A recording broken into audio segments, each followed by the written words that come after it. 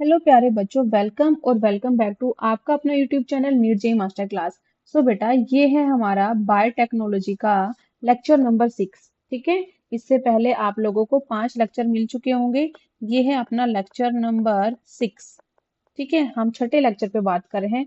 ठीक है, तो देखिए बेटा, प्रीवियस जो वीडियो आया होगा आप लोगों के पास में, वो क्या था, जेल इलेक्ट्रोफोरेसिस को समझाने का वीडियो था।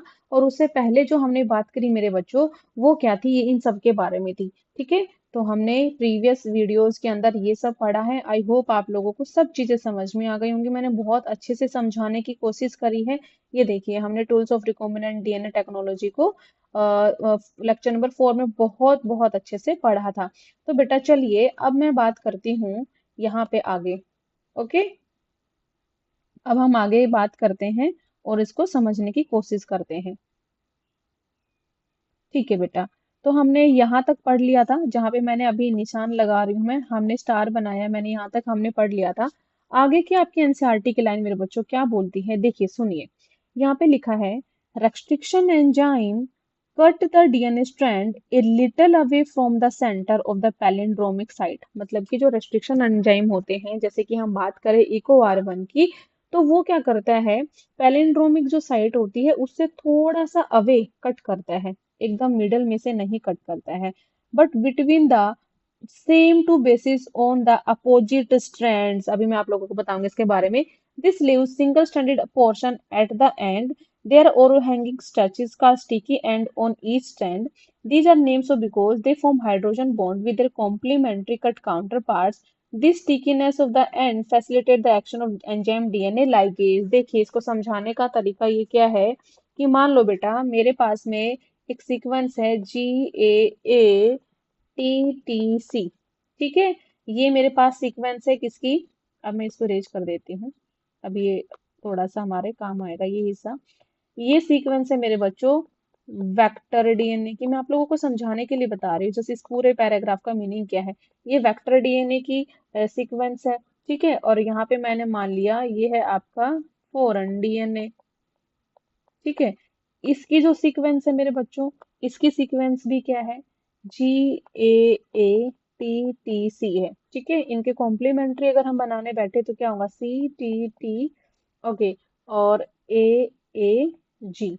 ठीक है, इसका कॉम्प्लीमेंट्री क्या होगा बेटा, इसका भी यही होगा, CTTAAG। ठीक है, अब हमने क्या किया बेटा जी, हमने किया है यहाँ पे सेम तरीके के रेस्ट्रिक्शन एंजाइम लगा दिए हैं। क्या लगाए हैं, सेम तरीके के रेस्ट्रिक्शन एंजाइम। ओके, उस रेस्ट्रिक्शन एंजाइम का नाम क्या है बेटा, हमने इको आर 1 लगा दिया है। ठीक है, अब इको आर 1 जो है, हमने क्या पढ़ा था कि जो इको आर 1 है वो पैलिंड्रोमिक सीक्वेंस पे काम करता है। ठीक है, तो ये एक पर्टिकुलर जगह से इसको कट करेगा। मान लो इसने यहाँ पे कट लगाया, ओके, और इको आर 1 ने, और जो फॉरेन डीएनए था उसके भी इसने यहाँ से ऐसे कट लगा दिया। तो देखो, आफ्टर कट के बाद में आप लोगों के पास में क्या बना बच्चों, ये बना, यही बना ना, ये वाला। इधर से तो ये बना, और इधर से क्या बनेगा, इधर से बनेगा आपका ये वाला पोर्शन। ऐसे ही बनेगा ना मेरे बच्चों, आई थिंक मैं सही बता रही हूँ आप लोगों को, यस, तो यही बनेगा।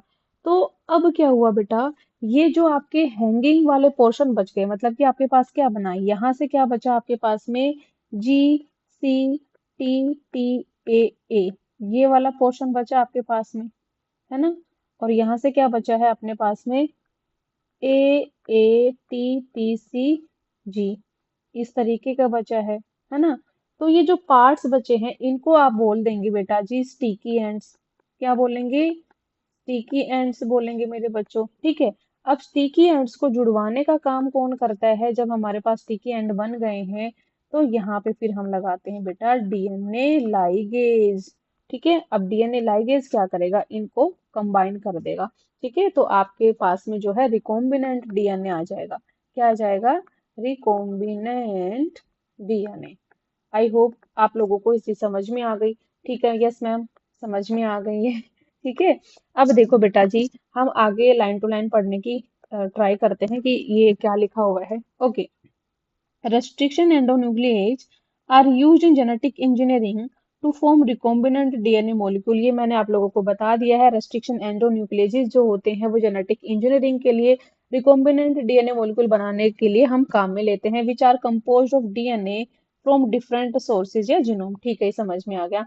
अब देखो, when cut by same restriction enzyme, मैंने आप लोगों को यही बताया इस वाले जो डायग्राम बना के दिखाया है कि जब हम उनको सेम रेस्ट्रिक्शन एंजाइम से कट करते हैं, the resultant DNA fragment have the same kind of sticky ends, लगभग सेम तरीके का स्टिकी एंड होता है, और these can be joined together end to end using DNA ligase. मैंने यही बताया, ये हमारे पास वेक्टर डीएनए था, ये फॉरेन डीएनए था, हमने यहाँ पे सेम एंडो रेस्ट्रिक्शन एंडोन्यूक्लियस लगा दिया। कौन सा लगाया है? Eco R one. ठीक है, उन्होंने इको आर वन ने जो है अपने एक स्पेसिफिक सीक्वेंस से कट किया। ठीक है, तो उसके बाद में हमारे पास स्टिकी एंड्स बन गए। स्टिकी एंड बने तो डीएनए लाइगेज उनको ज्वाइन करा के एक रिकॉम्बिनेंट डीएनए मॉलिक्यूल की फॉर्मेशन करवा देता है। ठीक है, चलो इसको और दूसरे डायग्राम से समझने की कोशिश करते हैं कि इसके अंदर आखिर लिखा क्या हुआ है। देखो, यहाँ पे मेरे बच्चों क्या दिया गया है, ये है आपका फॉरेन डीएनए। ठीक है, और ये क्या है आपका वेक्टर डीएनए, जिसको हमने प्लाज्मिड का नाम दे दिया। सेम वही बात है जो मैंने आप लोगों को इस वाले डायग्राम में समझाई है, बस इसको स्ट्रक्चर दूसरा दे दिया गया है। ठीक है, तो जब हमने क्या किया, same restriction enzyme cutting both foreign DNA and vector DNA specific point, कि जो हमने सेम रेस्ट्रिक्शन एंजाइम लगाएंगे, कोई भी रेस्ट्रिक्शन एंजाइम लगाया वो कट करेगा दोनों को, मतलब कि फॉरेन डीएनए को as well as vector DNA को एक स्पेसिफिक पॉइंट से। मान लो कि जो स्पेसिफिक पॉइंट था फॉरेन डीएनए का वो ऐसे था, इधर था, और इधर इस तरीके से था, और यहाँ पे क्या था, वो इधर इस तरीके स्पेसिफिक पॉइंट था, तो उसने कट कर दिया। कट करने के बाद में आप लोगों के पास में ये फ्रेगमेंट्स बन गए हैं। अब क्या होगा, लाइगेज जो है वो ज्वाइन कराएगा किसको, फॉरेन डीएनए को प्लाज्मिड के साथ में। ठीक है, तो अब यहाँ पे देख पा रहे हैं ये एक फ्रेगमेंट आके यहाँ पे चिपका दिया है किसने, डीएनए लाइगेज ने। तो इसी को नाम दे दिया गया है मेरे बच्चों रिकॉम्बिनेंट डीएनए मॉलिक्यूल का। अब इसके अंदर क्या होगा, ट्रांसफॉर्मेशन करवा के देखेंगे, है ना। इसके अंदर क्या करवाएंगे, ट्रांसफॉर्मेशन करवाएंगे। ठीक है, आप लोगों को पता है ट्रांसफॉर्मेशन क्या होती है, मैंने आप लोगों को बता भी दिया है। ठीक है, तो ट्रांसफॉर्मेशन हुई मतलब कि इकोलाई होस्ट के अंदर डाला और उसने जो है क्लोनिंग की वजह से सेल जो है डिवाइड हो गई। तो ये डायग्रामेटिक रिप्रेजेंटेशन था रिकॉम्बिनेंट डीएनए टेक्नोलॉजी का। देखो, मैंने दो डायग्राम आप लोगों को बता दिए हैं। एक तो आपके एनसीईआरटी में ये लिखा हुआ है जो हमने अभी जस्ट पढ़ा है, दूसरा मैंने आपको समझाने के लिए आसान तरीके से वो इस तरीके से बता दिया है। ये वाला डायग्राम आपको अच्छे से समझना है। यस मैम, समझ में आ गया। चलिए बेटा, फटाफट से अब हम जेल इलेक्ट्रोफोरेसिस वाला पोर्शन भी कंप्लीट कर लेते हैं। अब हम कहाँ तक पहुंच गए हैं, हमने टूल्स पढ़े थे तो, है ना। हमने डीएनए की फ्रेगमेंट्स की कटिंग कर ली है, लाइगेज से हमने ट्रांसफॉर्मेशन रिकॉम्बिनेंट डीएनए मॉलिक्यूल बना लिया है। अब हमें क्या करना है, जो डीएनए फ्रेगमेंट्स उनको सेपरेट करना है। ठीक है, तो अब देखिए क्या होता है, सेपरेशन के लिए आपको क्या करना पड़ेगा, separation and isolation of DNA fragments की वो आप लोग कैसे करेंगे। अब यहाँ पे लिखा है the cutting of DNA by restriction endonuclease result in the fragment of DNA. हमें क्या पढ़ा कि जो रेस्ट्रिक्शन एंडोन्यूक्लियेजेस होते हैं वो क्या कर देते हैं, डीएनए को कट करते हैं और डीएनए के फ्रेगमेंट्स बना देते हैं। अब जो ये फ्रेगमेंट्स बने, these fragments can be separated bye a technique, एक टेक्निक के थ्रू हम इन डीएनए फ्रेगमेंट्स को जो है सेपरेट करते हैं, और उस टेक्निक का नाम क्या है मेरे बच्चों, जेल इलेक्ट्रोफोरेसिस। क्या नाम है, gel electrophoresis. Since DNA fragments are negatively charge, previous video देखिए, इसके लिए मैंने इसलिए आप लोगों को आसानी तरीके से समझाने के लिए अलग से वीडियो बनाई है जेल इलेक्ट्रोफोरेसिस के ऊपर। तो हमें पता है कि जो हमारे डीएनए फ्रेगमेंट्स है वो नेगेटिवली चार्ज है। क्यों डीएनए नेगेटिवली चार्ज है बेटा, क्योंकि जो डीएनए होता है उसके पास में प्रेजेंस होती है किसकी, फॉस्फेट ग्रुप की। ठीक है, तो नेगेटिवली चार्ज मॉलिक्यूल है, they can be separated by forcing them to move towards the anode. Anode का मतलब क्या होता है, पॉजिटिव साइड की तरफ। ठीक है, under an electric field through a medium matrix. ठीक है, क्या हुआ, nowadays the most commonly use matrix is agarose gel. जो मैट्रिक्स या फिर जो सॉल्यूशन या फिर जेल जो यूज करते हैं, है ना, उसका नाम क्या होता है, एग्रोज जेल। अब एग्रोज जेल क्या है बेटा, एक नेचुरल पॉलीमर है, स्टार बना के लिख लो यहाँ पे, क्या है, नेचुरल पॉलीमर है मेरे बच्चों, जो एक्सट्रैक्ट किया गया है कहाँ से, सी वीड्स से। ठीक है, समुद्री जो वीड है उनसे ये जो है लिया गया है एग्रोज जेल। अब the DNA fragments separate resolve, अब वो सेपरेट होंगे according to their size through sieving effect provided by the agarose gel. मैं आप लोगों को इसका ओवरव्यू भी दूंगी कि जो हमारा जेल इलेक्ट्रोफोरेसिस है उसका प्रिंसिपल ही क्या है। उसका प्रिंसिपल ये है कि जो जेल इलेक्ट्रोफोरेसिस है वो बेस्ड है साइज के ऊपर, मतलब कि जो फ्रेगमेंट्स है डीएनए के वो सेपरेट होते हैं अकॉर्डिंग टू देयर साइज। ठीक है, hence the smaller the fragment size, अब आप लोग बोल सकते हो कि जितना स्मॉलर साइज होगा फ्रेगमेंट, जो smaller the size of fragment है ना, द फार्दर इट मूव, तो वो उतनी ही जो है जल्दी से और आगे की तरफ दौड़ेगा। लुक एट फिगर 9.3, हम 9.3 फिगर को देखते हैं। Guess at which end of the gel sample was loaded.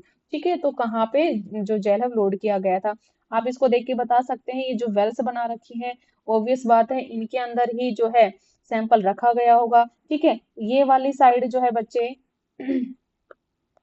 अब देखो, ये वाली साइड जो है जेल इलेक्ट्रोफोरेसिस के अंदर, इसका मतलब क्या है कि हमने जब इलेक्ट्रिक फील्ड लगाया तो ये वाली साइड कौन सी है, कैथोड है, मतलब कि नेगेटिव साइड है ये।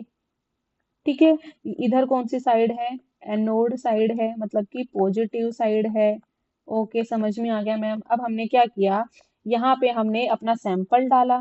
ठीक है, सैंपल डालने के बाद इलेक्ट्रिक फील्ड जब मूव किया गया तो क्या हुआ, जो डीएनए के फ्रेगमेंट्स हैं वो साइज के अकॉर्डिंग दौड़ने लग गए।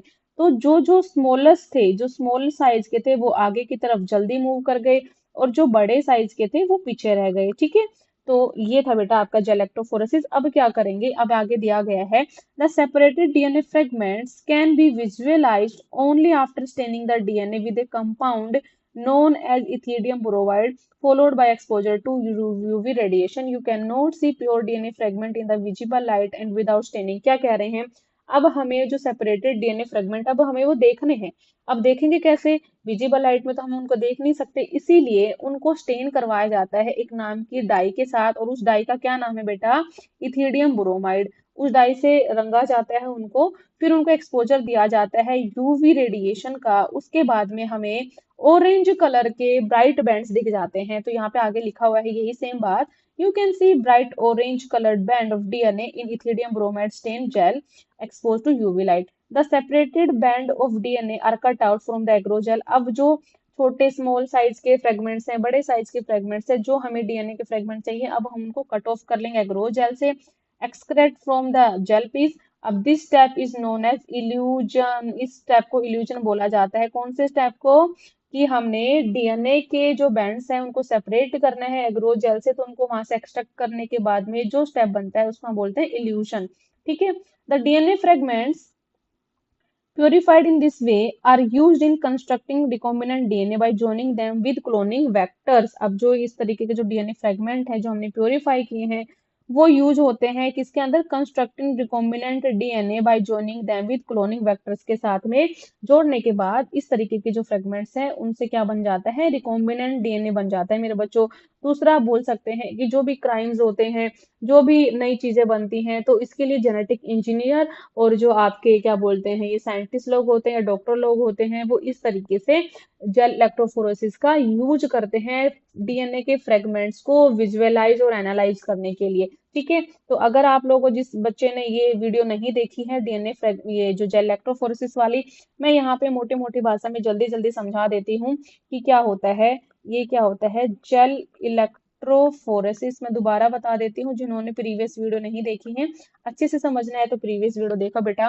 जेल इलेक्ट्रोफोरेसिस का मतलब आप बोल सकते हैं कि separation and isolation of DNA, isolation of DNA, ये इसका काम होता है। ठीक है, प्रिंसिपल क्या है बच्चे इसका, किस सिद्धांत पे ये काम करता है, जेल इलेक्ट्रोफोरेसिस ये काम करता है, बेस्ड होता है ये किस पे, साइज पे, बेस्ड ऑन साइज, मतलब कि आप बोल सकते हो so fragments of DNA are, so fragments of DNA are separated according to their size। ठीक है, ये इसका प्रिंसिपल है मेरे बच्चों। अगर हमें लोगों को इसके बारे में जानना है कि जेल इलेक्ट्रोफोरेसिस के अंदर क्या क्या हुआ, तो जो हमने जेल इलेक्ट्रोफोरेसिस फॉर डीएनए, ठीक है, देखो जेल हमने क्या लिया है, एगरोज जेल यूज किया है। एग्रोजेल कहाँ से लिया है? ये एक तरीके का नेचुरल क्या है, पॉलीमर है, जो कहाँ से लिया गया है बच्चों? सीवीड से लिया गया है। ठीक है, आप लोगों को समझ में आ गया होगा, सीवीड से हमने इसको एक्सट्रैक्ट किया है। इलेक्ट्रोफोरेसिस का मतलब है मूवमेंट करवाना, मूवमेंट अंडर इलेक्ट्रिक फील्ड। ठीक है, और आपका जो डीएनए है बच्चे, वो क्या है? नेगेटिवली चार्ज है। क्यों है? क्योंकि इसके पास फॉस्फेट ग्रुप प्रेजेंट होता है। ओवरव्यू अगर हम देखें, यहाँ पे लिख लीजिए आप लोग, ओवरव्यू अगर हम देखें कि हमने क्या किया, हमने डीएनए को सेपरेट करना है। सेपरेटेड जो हमारे पास, हमें देखना है कि हमारे फ्रेगमेंट्स कैसे आए, हमें फ्रेगमेंट चाहिए ना। तो जो आपके सेपरेटेड डीएनए फ्रेगमेंट है मेरे बच्चों, उनका क्या किया हमने? स्टेनिंग की। उनको हमने स्टेन किया किसके साथ में? विद इथिडियम ब्रोमाइड नाम की एक डाई के साथ में। फिर हमने क्या किया? उसका एक्सपोजर करवाया, यूवी एक्सपोजर करवाया उसका।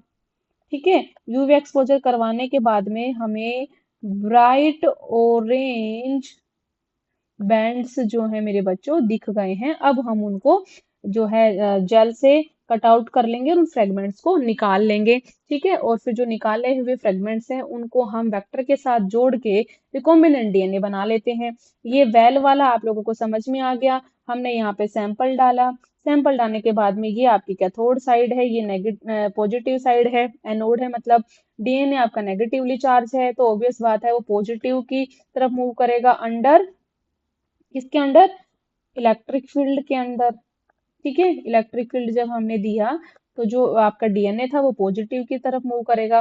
तो सारे के सारे फ्रेगमेंट इस डायरेक्शन में दौड़ने लग गए। तो दौड़ने लगे तो स्मॉलेस्ट वाले आगे भाग गए, लार्जेस्ट वाले पीछे रह गए। अब हमें जो अपने ये जो सैंपल है वो, सॉरी फ्रेगमेंट्स है, वो उनको अलग करना है। तो हम क्या करेंगे, यहाँ जो ये प्लेट लगी है जिसके अंदर एग्रो जेल भरा हुआ है उसको कट करेंगे। कट करने के बाद डीएनए के फ्रेगमेंट्स को निकालेंगे। अब डीएनए के फ्रेगमेंट हम विजिबल लाइट में तो नहीं देख पाएंगे, तो उसको देखने के लिए हम एक तरीके की डाई यूज करेंगे जिसका नाम है इथिडियम ब्रोमाइड। अब इथिडियम ब्रोमाइड को बेटा जी क्या करेंगे, हम यूवी का एक्सपोजर देंगे। यूवी का एक्सपोजर देने के बाद हमें ब्राइट ऑरेंज कलर के बैंड दिख जाएंगे। सो बेटा आज के लेक्चर में बस हम इतना ही पढ़ेंगे। मैंने आप लोगों को दो इंपॉर्टेंट चीजें बता दी हैं। ठीक है, ये पैराग्राफ हमारा हो गया है और ये आपका जेल इलेक्ट्रोफोरेसिस हो गया है। नेक्स्ट लेक्चर में बेटा बहुत बहुत इंपॉर्टेंट पार्ट पढ़ने जा रहे हैं। कौन सा? Cloning vector. तो आप लोग कंसिस्टेंसी बनाए रखें। क्लोनिंग वेक्टर हम नेक्स्ट वीडियो में पढ़ेंगे। आप लोगों को क्लासेस मिस नहीं करनी है। जो भी आपके डाउट्स हैं आप इंस्टाग्राम या टेलीग्राम पे मुझे कांटेक्ट कर सकते हैं। सो बाय बच्चों, मिलेंगे नेक्स्ट वीडियो में। तब तक के लिए पीछे की सारी वीडियो देख के अपने डाउट्स क्लियर कर लीजिए। ओके।